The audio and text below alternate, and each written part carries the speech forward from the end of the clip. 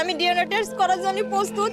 এর বাপই মুজাফফর, আর কেউ না ভাই। আমি সেরকম ধরনের মেয়ে না। আফিয়া, কি খাইছো সকালে? হ্যাঁ, চকলেট খাইছো? আরে কি ফুটফুট একটা মেয়ে। হ্যাঁ, আমরা জানি যে মেয়েরা বাবা ভক্ত হয়, কিন্তু সেই বাবা যদি তার মেয়ের পরিচয় দিতে না চায়, সেই বাবা যদি তার মেয়েকে অস্বীকার করে, এর চেয়ে দুঃখের বিষয় মনে হয় না আর কিছু হইতে পারে। ও যখন বাচ্চা এরকম হয়েছে তখন ওর বাপ ওরে স্বীকার করেনি, ওর সাদা হয়েছে, তার কারণে আমাকে তালাক দিয়ে দিয়েছে। আচ্ছা, আপনি কি আপনার স্বামীকে বলেন নাই যে এটা আসলে তোমারই বাচ্চা? এতে কোনো সন্দেহ নাই? সে তো নিজেই তো জানে যে ওরই বাচ্চা, কারণ ওই তো ছিল আমার কাছে। যে আমি ভাবিলাম যে ডিএনএ টেস্ট করা হবে, কিন্তু তার ভিতরে কোনো সুযোগ নেই, সে তো বাইরে চলে গেছে, সুযোগ দিন। ও যখন হয়েছে তখন ওর বাপ যশোর চলে গেছিল, যশোর ভাড়া থাকতো। তার আমাদের খোঁজ খবর নিত ওরা।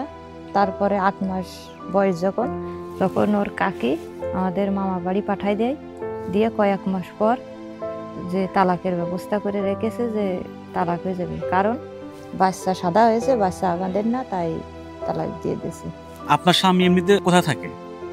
ও এখন বাইরে চলে গেছে। ওর যখন জন্ম হয় তখন কি সে দেশে ছিল? যে দেশে ছিল, আমার কাছেই ছিল।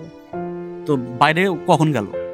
বাইরে গেছে, আমার মামা বাড়ি পাঠাই দিছিল। দেওয়ার পরে ও তো যশোর থাকতো, তা ওই জায়গার থেকে মানে রেডি করে রাখিছিল কাগজপাতি, রাখার পরে আমার তালাক দিয়ে তাই চলে গেছে।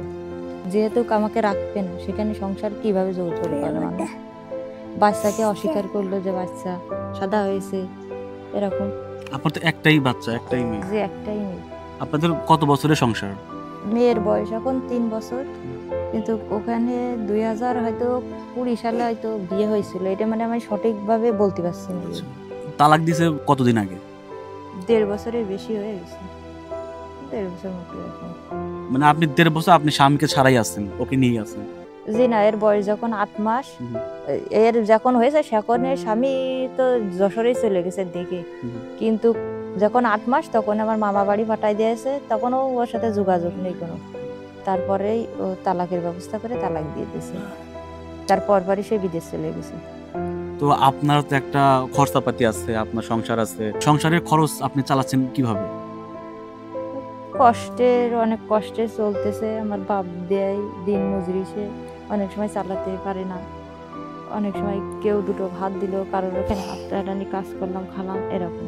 তালাক যে দিছে, তালাক দেওয়ার পর তো কিছু করণীয় থাকে, ধরেন টাকা পয়সার ব্যাপার স্যাপার থাকে, সন্তানের দায়িত্ব নিতে হয়, এরকম কোনো কিছু হয়েছে?